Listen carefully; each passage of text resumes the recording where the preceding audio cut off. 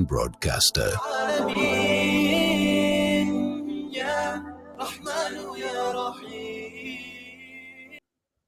The time is just gone 8:39 a.m. as we continue with news and views this morning. Now we are honored to have the Honorable Reverend Frank Chikane, anti-apartheid struggle icon, who is with us this morning, reflecting on his recent trip to Palestine, and we're going straight across to join the respected Reverend Frank Chikane. Reverend, good morning to you and welcome. Good morning and good morning to your listeners and those who are watching. Yes, wonderful that you're able to join us. And obviously, you have returned from your recent trip to Palestine. And sometimes I wonder that the story of Palestine is not told enough.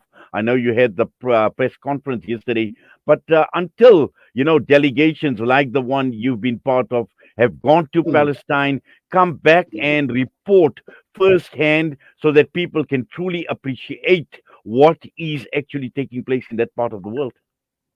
Yeah. Now, I must say that, we went there with a very clear objective to find ways, talk to people, find ways in which we can end that occupation of Palestine for 55 years now. And somebody said to me, well, you must add the time from 1948. And so you can't have people occupied for such a long time without rights, without being able to do self-determination and what they want to do with their lives. And so we went there to do that. We met community leaders, people who are threatened with the forceful removals, people who have lost their houses, which have been taken by Israeli settlers, people whose houses have been demolished. We also met human rights groups on both sides of Israel and Palestine, and we had asked to meet governments on both sides, but we didn't get a response from the Israeli side. But we met the Palestinian state leadership up to the prime minister.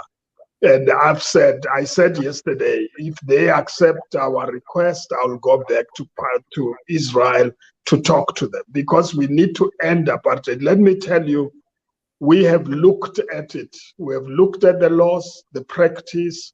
It is clearly a domination of one group against another, and that it uses discriminatory laws and therefore qualifies squarely within the definition of an apartheid state, Israel as an apartheid state. And we said yesterday after our analysis that it is worse than apartheid in South Africa. In apartheid in South Africa, we didn't have areas A up to E with different types of rights and constraints you from one place to another.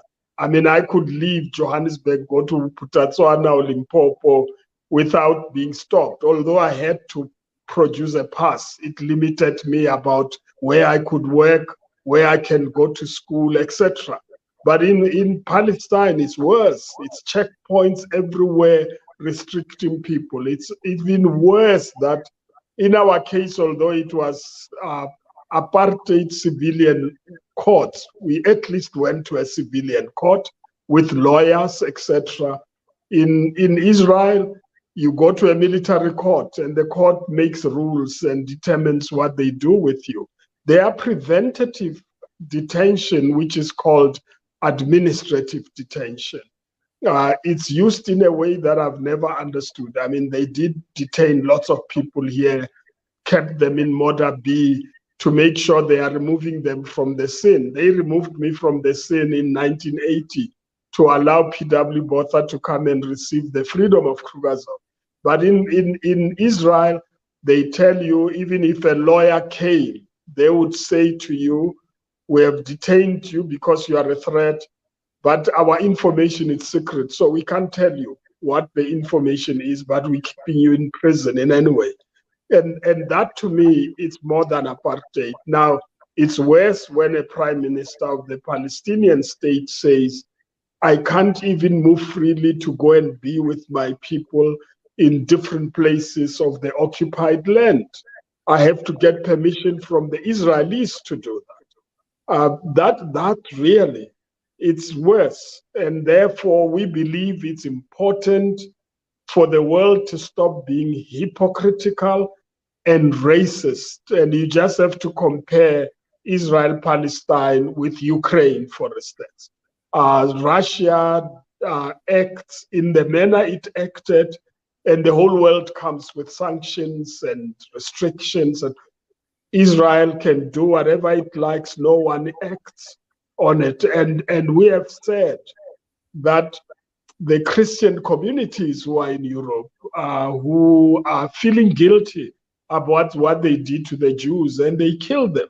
They treated them in a despicable way. I mean, you can't imagine what they did to them. But then they commit a second sin. They committed the first sin by killing the Jews. They commit a second sin to allow the Palestinians to be killed because of their guilt. And we are saying, no, that guilt must come to an end.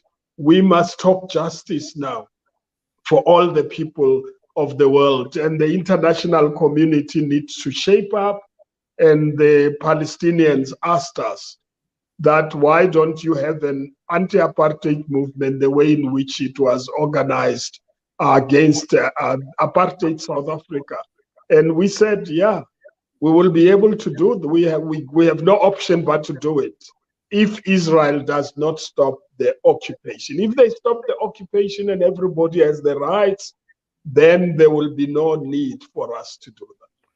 Yes, and also, Reverend, sometimes the whole question surrounding the solutions for Palestine that have been proposed have not been understood properly. It has not been appreciated against the background of the apartheid or the nature of the apartheid that you speak of, and how the Palestinians have been prejudiced in more ways than one. And some people loosely understand, and even when one looks at the mainstream media, for instance, talking about two-state solutions and one-state solution, I don't think they understand the depth of the problems that the Palestinians have been faced with. I mean, we've been talking about solutions for Palestine for well over 20 years now, and nothing has come to the fore. Yeah, I mean, quite clearly, when they came with a two-state solution, some of us thought, it looks like apartheid in any way, Bantustans, etc. But if the Israelis and the Palestinians choose to do that, we will support them. But let me tell you, my observations were visited, we had read about it since the two-state solution was agreed upon. There is no movement now to make it happen. It's more than 20 years and it has not happened.